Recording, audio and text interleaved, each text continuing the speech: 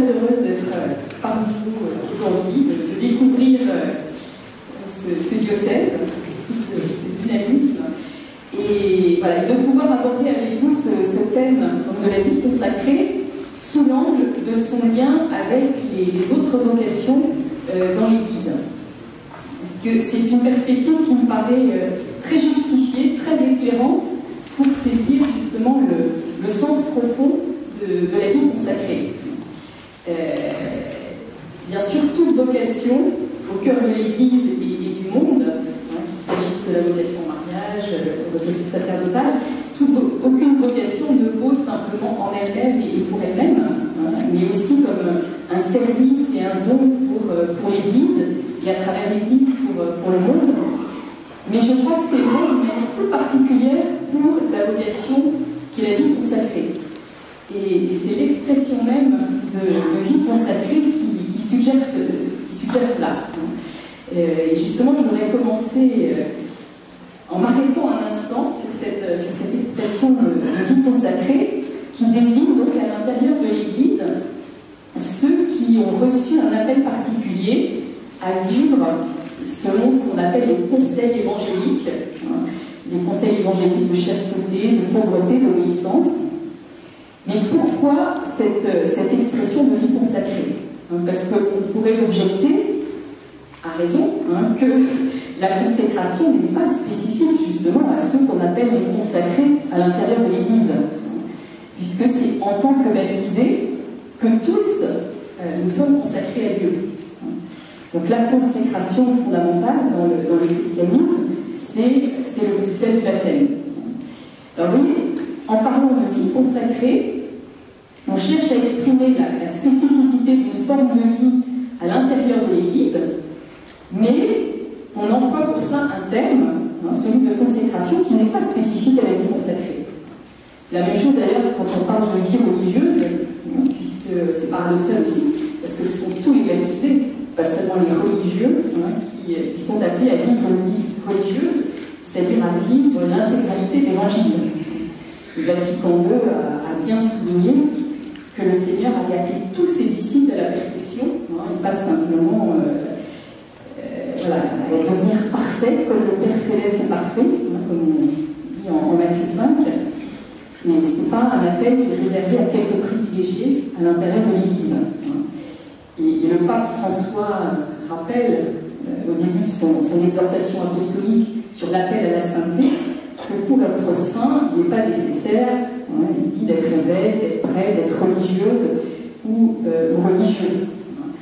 Cet appel à la sainteté, il s'adresse à tous les chrétiens, chacun justement à travers sa vocation particulière, que ce soit le mariage, le sacerdoce, etc. Donc la vie religieuse n'est pas l'apanage des religieux, et la consécration n'est pas réservée à ceux qui sont appelés dans l'Église à la vie consacrée.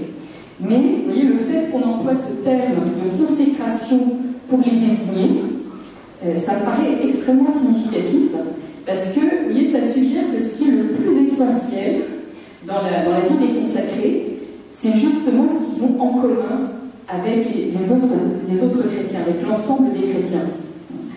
Il n'y a pas de vocation, de sacrement spécifique de la vie consacrée, contrairement au mariage ou au sacerdoce. La vie consacrée, c'est d'abord le déploiement de la première consécration, c'est-à-dire du baptême, qui unit tous les chrétiens.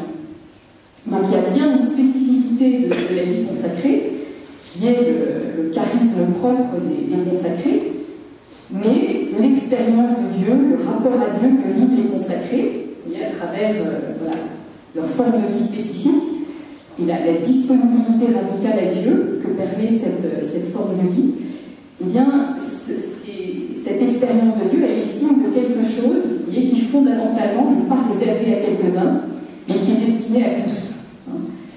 Alors, dans le monde à venir, certainement, dans une perspective eschatologique, mais aussi dès à présent. Et c'est ça qui est important. Ce que vivent les consacrés a vraiment vocation à être partagé, rendu accessible à d'autres, dès ici-bas. Et je crois qu'on a de plus en plus conscience de cela dans l'Église. La vie consacrée, elle a toujours lié l'Église elle a toujours été comme une sève qui nourrit la vie de l'Église et du monde. Mais j'ai de plus en plus la conviction que notre époque offre cette chance de permettre une synergie plus grande qu'à d'autres époques entre la vocation consacrée et les autres vocations dans l'Église. Moi, cette synergie, je la vis personnellement dans ma communauté, le Chemin Neuf, dans laquelle sont engagés à la fois des couples d'un côté et de l'autre des femmes et des hommes consacrés, et parmi les hommes des prêtres. Et donc nous vivons cette synergie dans la vie quotidienne partagée, dans la prière, dans la mission.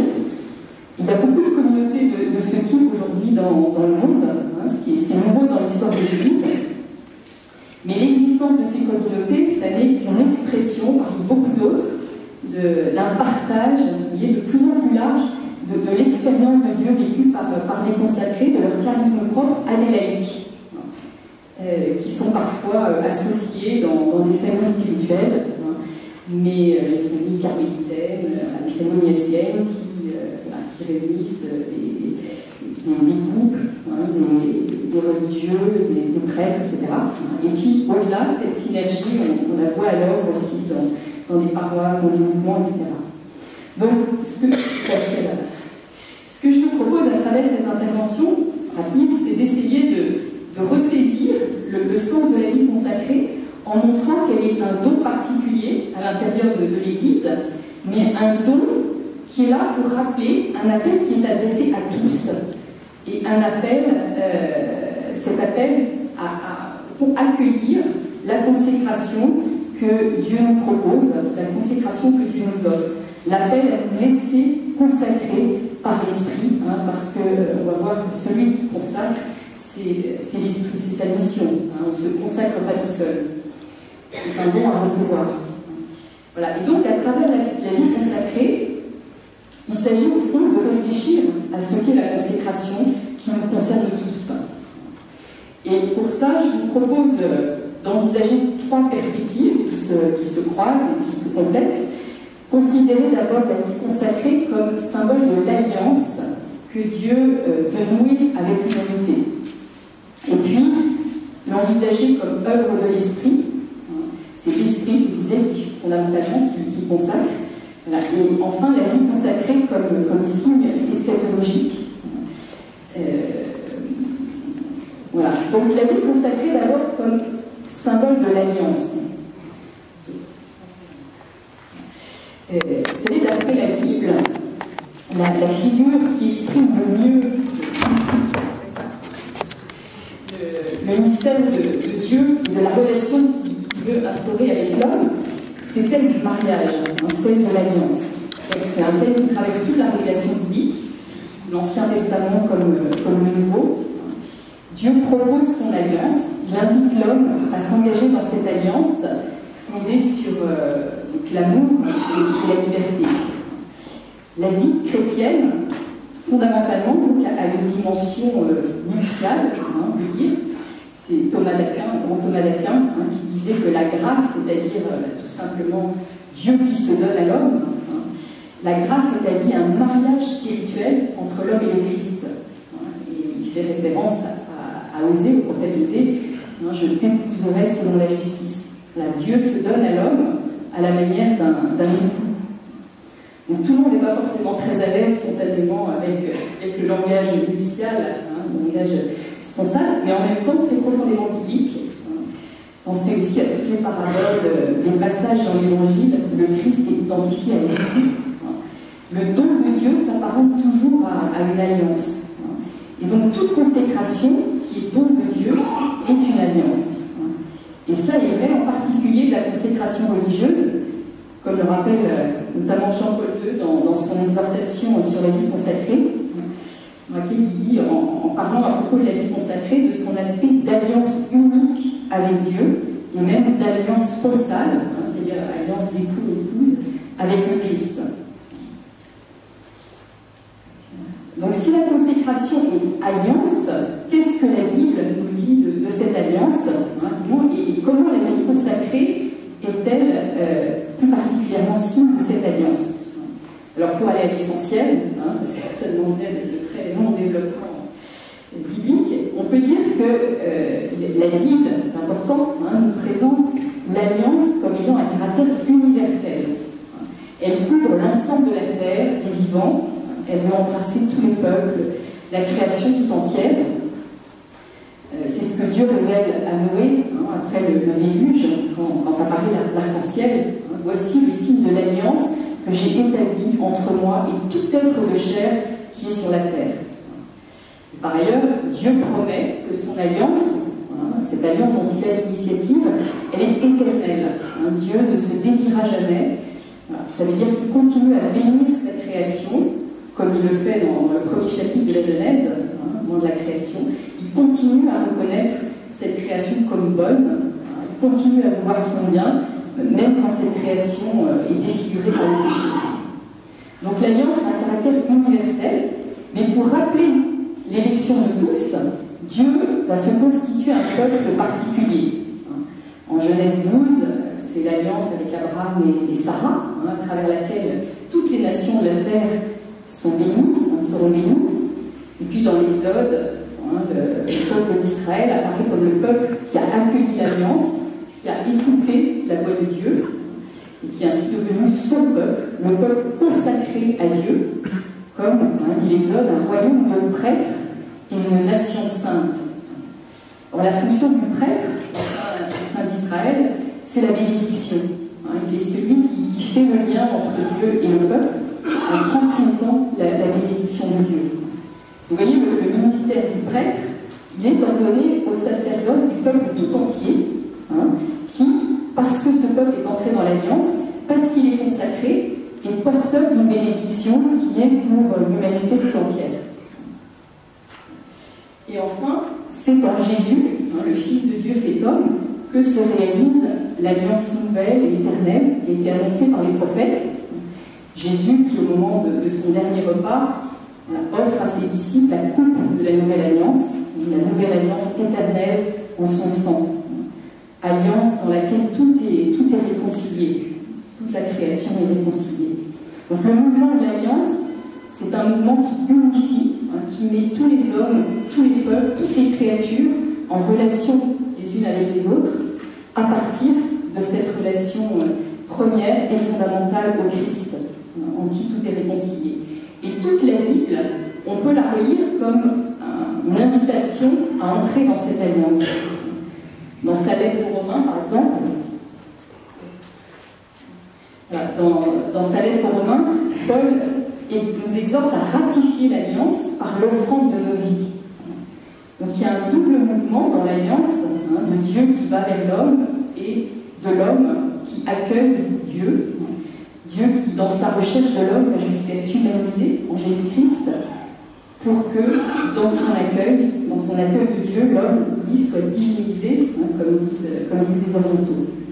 C'est ce qui se dit à chaque Eucharistie, comme le rappelle d'ailleurs ce très beau geste au moment de la prière d'offertoire, où le prêtre verse une goutte d'eau dans le calice qui contient le vin, en disant, vous connaissez cette formule, comme cette eau se mêle au vin pour le sacrement de l'alliance, puissions-nous participer à la divinité de celui qui a pris notre humanité. Voilà. Alors toute l'Église, vous voyez, est là pour témoigner de cette alliance dont elle vit, pour la faire connaître, pour permettre à d'autres de l'accueillir. Et il y a au sein de l'Église des personnes, des communautés qui sont appelées à vivre cette alliance et à en témoigner d'une manière particulièrement visible et publique. Et c'est ça précisément la raison d'être de la vie consacrée. La mission, la vie fraternelle, souvent la vie communautaire était évoquée dans les témoignages, très importante.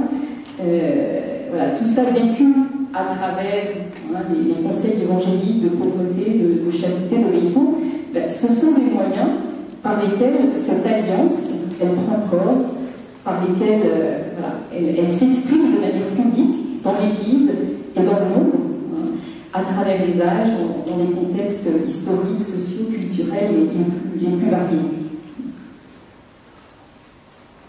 Mais témoigner de l'alliance, c'est aussi,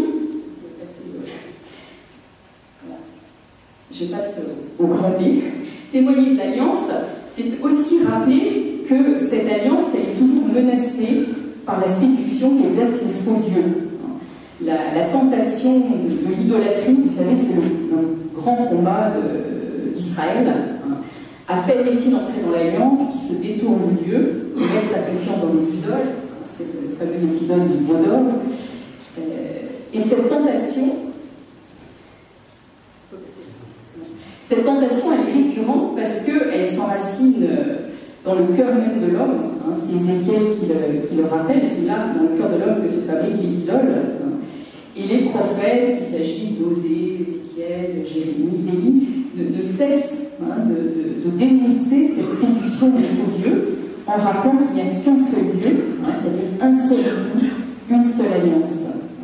Et ils rappellent le peuple à la fidélité de Dieu, autant par leur vie d'ailleurs que par leurs paroles. Ils donnent un témoignage de fidélité, ne cèdent pas l'idolâtrie, parfois au prix de leur propre vie. Or, la vie consacrée, mieux de le dire, et c'est un aspect de son caractère prophétique, elle est en première ligne dans ce combat spirituel contre l'idolâtrie. Puisque ce qui anime la vie consacrée, c'est ce désir, cette volonté d'aimer Dieu de tout son cœur, de toute son âme, de toute sa force. Et précisément, les trois vœux, de pauvreté, de chasteté, d'obéissance, ce sont des moyens de configurer sa vie et de manière à ce qu'elle soit fidèle à cette alliance au Dieu unique. Il s'agit d'aimer Dieu par-dessus tout, en opposition à toute idolâtrie, en particulier celle du pouvoir, celle du sexe, celle de l'argent. On peut voir les trois vœux en relation avec ces trois tentations fondamentales de l'humanité. Voilà. Et parce qu'elle consiste à préférer le Christ à tout, il y a la vie consacrée et signe de l'alliance. Et c'est dans ce sens que Lumen Gentium, voilà, paragraphe 44, nous dit que la profession des conseils évangéliques apparaît comme un signe qui peut et doit exercer une influence efficace sur tous les membres de l'Église dans l'accomplissement courageux des devoirs de leur vocation chrétienne. L'État religieux, continue Lumen Gentium, voilà, montre à tous les hommes la suréminente grandeur de la puissance du Christ régnant et la puissance de l'Esprit Saint en action dans l'Église de façon admirable. Voilà, mais c'est ça le caractère prophétique de la vie consacrée au cœur de l'Église, montrer la grandeur suréminente de la puissance du Christ et montrer la puissance de l'Esprit à l'œuvre dans son Église à travers les croyants. Donc la vie consacrée, ça ne tient pas à des êtres exceptionnels, bien au contraire, ça tient simplement lié au fait que les consacrés ont mis au cœur de leur vie le désir du Christ. Au fait qu'ils ont entendu cet appel à préférer le Christ à tout et se sont risqués totalement sur ce chemin. Donc avec la vie consacrée, on est face à un mystère de gratuité, un mystère d'amour. La vie consacrée, on peut dire de certaine manière, elle ne sert à rien. Elle est simplement là pour témoigner face à toutes les tentations d'idolâtrie, de la grandeur absolue de Dieu et du fait que Dieu seul suffit à combler un cœur humain et peut dilater les puissances d'aimer de nos cœurs aux dimensions de son propre cœur à lui. Mais la vie consacrée ne se comprend que dans l'amour, que dans ce mystère d'amour. Tu m'as séduit et je me suis laissé séduire, disait le prophète Jérémie. C'est parce qu'on a été saisi, comme dit Paul, qu'on peut s'engager sur ce chemin de la vie consacrée, qui est réponse d'amour à cet amour qui nous précède. Et donc, c'est pas ce que font les consacrés, vous voyez, qui compte en premier lieu. D'ailleurs, ce qu'ils font, d'autres peuvent souvent le faire aussi bien, qu'il s'agisse d'enseigner, de soigner, de servir les pauvres. L'important, c'est pas l'utilité, c'est pas l'efficacité en termes de résultats, en termes de chiffres, mais une présence, comme le disait très bien Sœur Valérie dans le témoignage que j'ai raconté, une fécondité qui est le rayonnement, vous voyez, de cet amour gratuit pour le Christ. Et je viens de vous lire un petit texte du journal de Frère Christophe, le moine poète de Tibérine, vous savez, un de ces martyrs d'Algérie, qui sont béatifiés là, ces jours-ci, qui a été assassiné donc, en Algérie avec 6 autres de ses frères et d'autres martyrs. Et je trouve que ça résume très bien le sens de la vie consacrée, ce qu'il dit dans son journal. J'apprends qu'il y a d'abord l'Église, et nous, on est de ce corps christique. Je sais qu'on n'est pas meilleur, ni des héros, ni vraiment rien d'extraordinaire. Je sens cela très fort ici à Tibérine. Et puis il y a quelque chose d'unique dans notre façon d'être Église, de réagir aux événements, de les attendre, de les vivre. C'est une certaine conscience, comme si on était responsable, non pas de quelque chose à faire, mais de quelque chose à être ici, en réponse de vérité, en réponse d'amour. On envisage l'éternité, il y a de ça. Notre-Dame de l'Atlas, signe sur la montagne, annonce nos harmonies. Voilà, c'est cette présence au monde, cette présence aux situations, cette présence à l'autre, qui passe toujours, ultimement, par le don d'être en chair et en os, d'être qui engage leur existence, qui se risque, d'une manière que ne remplacera jamais qu'une prouesse technique. Et voilà, le don d'être en chair et en os, qui, comme Jésus, ose aller vers l'autre, ose prendre le risque d'une rencontre personnelle, qui n'a pas d'autre raison d'être que l'amour unique que Dieu a pour chaque personne humaine, quelle que soit sa situation, quel que soit son état. Et l'autre, qui est tous ceux vers qui les consacrés sont envoyés à travers les situations qui sont appelées à vivre, mais aussi, et tout autant, et souvent c'est le plus exigeant, le frère ou la sœur de communauté, à travers lequel il s'agit de chercher le Christ, de le servir, auquel il s'agit de recevoir et d'apporter quelque chose de la présence du Christ. Et durer ensemble dans la vie communautaire, c'est tout un chemin exigeant, c'est pas choisi au départ, mais c'est un chemin d'amour et de conversion qui est magnifique. Voilà, donc la consécration, je disais, a sa raison d'être dans l'alliance, cette alliance que Dieu veut mener avec l'humanité. Alors, qu'est-ce qui nous fait entrer dans ce mouvement de l'alliance, dans cette communion d'alliance? Eh bien, c'est l'Esprit Saint. Et je voudrais, dans un deuxième temps, rapidement, envisager l'Esprit Saint comme celui qui consacre le monde, celui dans la mission et la consécration du monde. Voilà. Alors, au sujet de la vie consacrée, on dit souvent, c'est ce que dit Vatican II, par exemple, qu'elle n'est pas un sacrement, je disais dans l'introduction, mais que sa consécration s'enracine dans la consécration du baptême. Alors peut-être qu'il serait plus précis de dire que la vie consacrée est fondée non pas dans le baptême pris isolément, mais dans les sacrements qui forment un ensemble dont le cœur est l'Eucharistie. Le sommet de la consécration dans l'Église, c'est la consécration eucharistique. La consécration du pain et du vin, qui deviennent le corps et le sang de Jésus-Christ. Et dans cette consécration du pain et du vin, c'est la communauté qui est consacrée, pour qu'elle ne forme qu'un seul corps avec le Christ, dans le Christ. Et toutes les consécrations sacramentelles, qu'il s'agisse du baptême, de la confirmation, du sacerdoce, du mariage, etc., toutes les consécrations sacramentelles, elles ont lieu par l'invocation de l'Esprit, l'épiclèse, la seconde de l'épiclèse, et elles tendent à la consécration eucharistique. Et donc, je crois que la consécration religieuse, elle peut être considérée comme un déploiement, vous voyez, de cette consécration de toute l'existence à travers les sacrements. Ça a beaucoup de sens qu'en général, la profession religieuse, elle soit célébrée au cœur d'une Eucharistie. Parce que s'offrir dans la vie consacrée, c'est présenter toute notre humanité, avec ses richesses, ses dons, mais aussi toutes ses limites, toutes ses blessures, toutes ses failles, ses défauts, voilà, pour que Dieu consacre cette humanité telle qu'elle est, et puis qu'elle puisse devenir du pain et du vin pour nos frères, une nourriture qui est la saveur de Dieu, dans laquelle ils puissent goûter quelque chose de Dieu.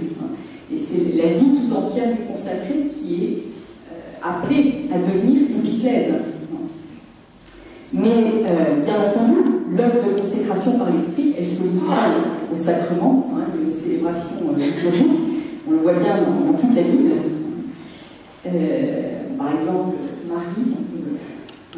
Marie a été consacrée par l'esprit pour devenir, dans sa virginité, la mère du Fils de Dieu, mais ça s'est passé sans consécration au sens liturgique du terme, sans rite de consécration au sens liturgique. Donc la Bible nous invite à rentrer dans une vision large de la consécration, doit nous pousser à reconnaître cette action de l'esprit qui consacre bien au-delà des limites, des frontières visibles de l'Église. Dans les événements, on reconnaît le parfum de l'esprit. Et l'esprit précède l'Église. Il agit quand il veut, comme il veut. Et cette manière de faire de l'esprit, on la reconnaît notamment au fait qu'elle consiste toujours à unifier en diversifiant, et non pas en uniformisant. Mais l'action de l'esprit n'est pas uniformisante. Elle ne fait pas de nous des clones. Voilà, il n'y a pas de consécration standard. Quand l'esprit marque son empreinte sur les choses, et a fortiori sur les personnes, c'est toujours pour les personnaliser, et non pas pour... l'esprit crée la communion, mais en diversifiant. Et on trouve ça dans la vie consacrée. L'esprit suscite des formes de vie consacrée toujours nouvelles de l'histoire.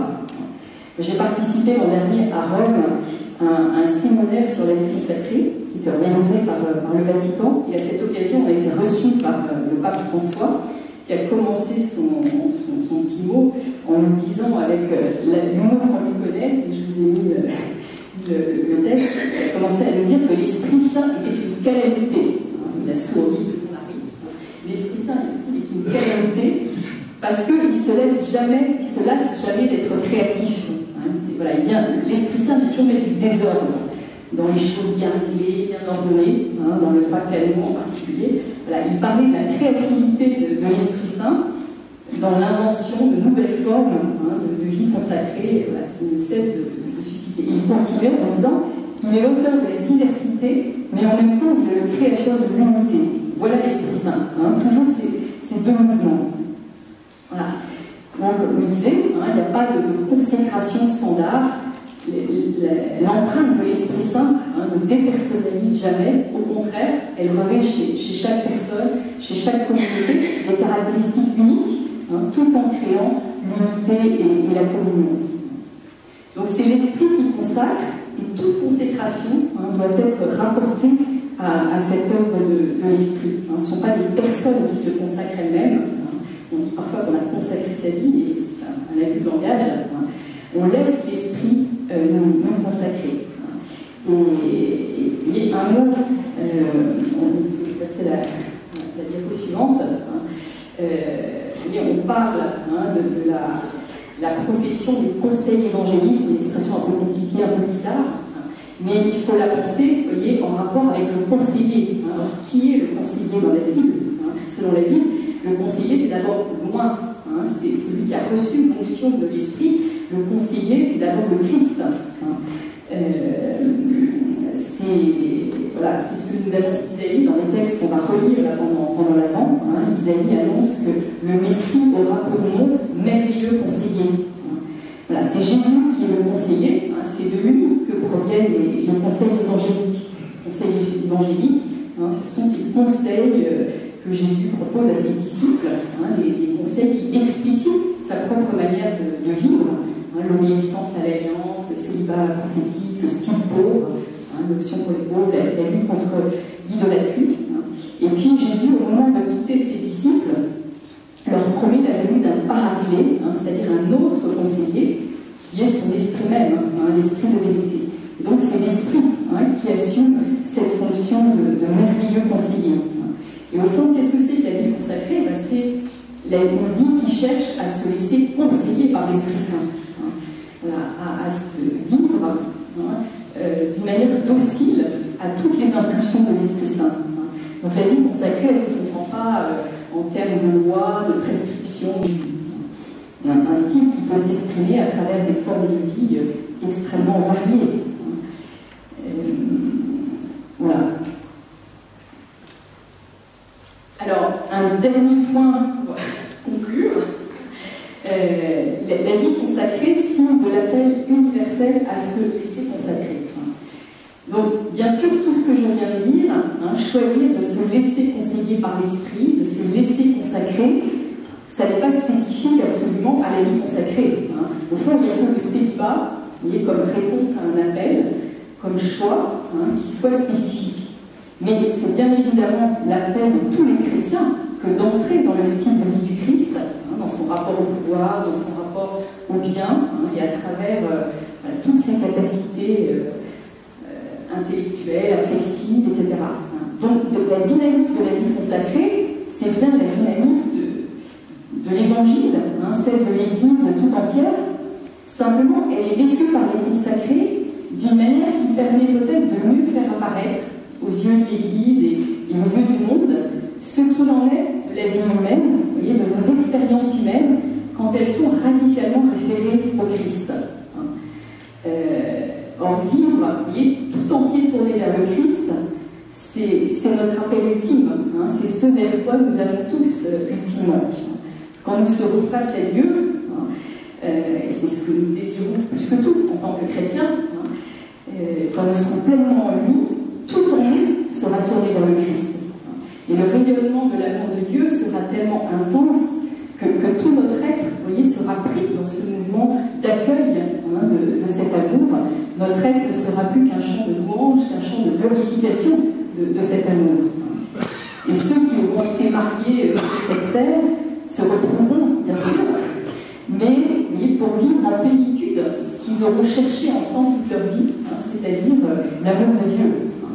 Mais la communion que nous vivrons avec Dieu sera au-delà de tout amour humain, qu'il s'agisse d'amour filial, d'amour fraternel, d'amour parental, d'amour conjugal. L'amour de Dieu contiendra tous ces amours, mais d'une manière qui sera assumée et en même temps entièrement renouvelée dans ce face-à-face avec Dieu. Or, précisément, je crois que la vie consacrée, elle est là pour faire signe vers cet appel ultime à vivre tout entier tourné vers Dieu. Puisque ce qui anime le consacré, la vie du consacré, qui a tout préféré au Christ, c'est de trouver Dieu en tout, de vivre toute réalité, toute situation, de manière à y trouver Dieu.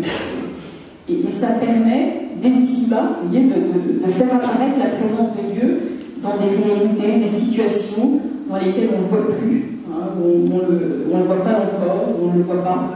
Souvent, d'ailleurs, au plus vif, des lignes de fracture de notre monde. Et le fait d'aborder ces réalités, ces situations liées avec le désir premier d'y trouver Dieu, ça conduit à les voir avec un autre regard, et du coup peut-être inspirer une action plus libre, novatrice. Voilà, c'est la dimension eschatologique, on va dire, de la vie consacrée, qui pointe déjà, vous voyez, vers ce qu'il en sera quand Dieu sera tout en tous. Voilà. Et là, on pourrait prendre une multitude d'exemples pour illustrer ce que je viens de dire, de situations qui sont éclairées par le témoignage de consacrés, comme cette sœur présente auprès des prisonniers, un phénoménologiste.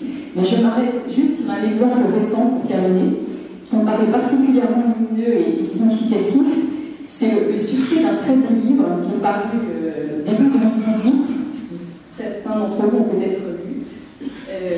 Un temps pour mourir, dernier jour de la vie des moines, qui était un grand succès de librairie, qui l'est encore, je crois. L'auteur, Nicolas Dias, un journaliste qui est parti du constat que dans notre société, le rapport à la mort, à la fin de vie, était l'objet d'une très grande angoisse. Et en même temps, il y a quelque chose de plus en plus déshumanisé et tabou. On cache la mort, etc. Voilà, avec la surmédicalisation de la fin de vie. On nous impose une manière de mourir à l'hôpital. On recommence à des sédatifs au prix privé parfois d'une agonie, qui peut être un moment d'ultime liberté, etc.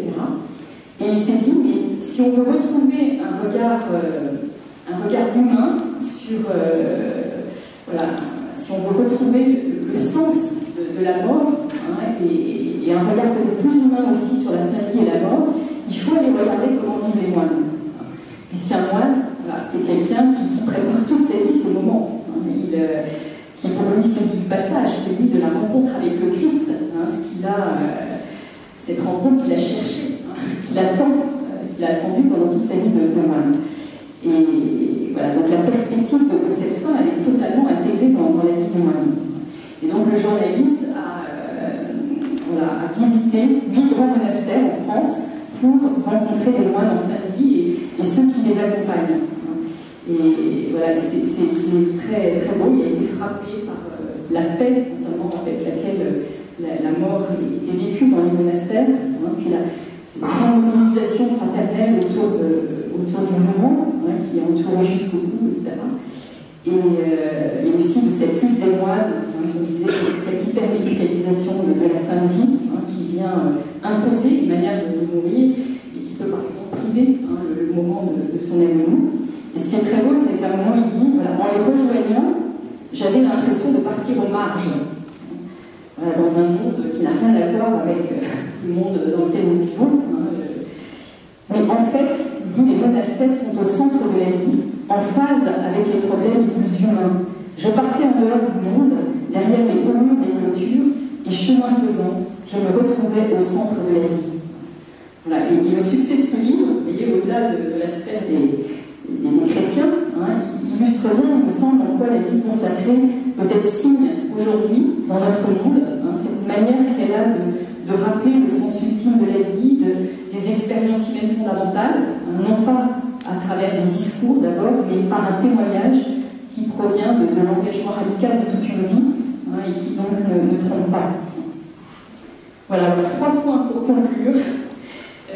Et ce qui caractérise la vie consacrée, je disais, c'est cet appel à tout préférer au Christ, le fait d'être tout entier tendu vers le Christ, et le fait d'avoir tout quitté pour le Christ, par amour pour le Christ, donne dans la vie consacrée, je crois, une audace pour se risquer sur des sentiers nouveaux, en pionnier ou en explorateur, c'est une expression qu'on trouve parfois, voilà, qui peut inspirer des manières nouvelles de vivre la foi, de l'exprimer, mais en même temps, avec le souci que cette expérience, elle ne soit pas réservée à quelques privilégiés, mais elle puisse être rendue accessible à d'autres, au plus grand nombre. Et la vie consacrée, en ce sens, elle est parfois comparée aux glaciers dans les montagnes, qui peuvent paraître totalement inutiles, ils sont lointains, et pourtant, sans eux, il n'y a pas non plus de rivière dans les vallées. Je crois qu'aujourd'hui, avec la disparition progressive des glaciers, du fait du réchauffement climatique, on est plus sensible justement à ce caractère précieux des glaciers. Mais pour dire les choses de manière positive, je crois qu'on a la chance de vivre une grâce particulière dans l'Église aujourd'hui, où ce lien entre glaciers et rivières est plus visible. C'est-à-dire qu'on voit davantage que ces grâces qui ont pu être le privilège de certains dans les couvents, dans les monastères, à une époque de l'histoire, sont destinés à se déverser sur tous. Et il y a une analogie de ce point de vue-là entre l'élection d'Israël et la vie consacrée. L'élection d'Israël, elle est là pour rappeler l'élection de tous. C'est pas un peuple meilleur ou plus grand que les autres, c'est même l'inverse. C'est le plus petit de tous les peuples.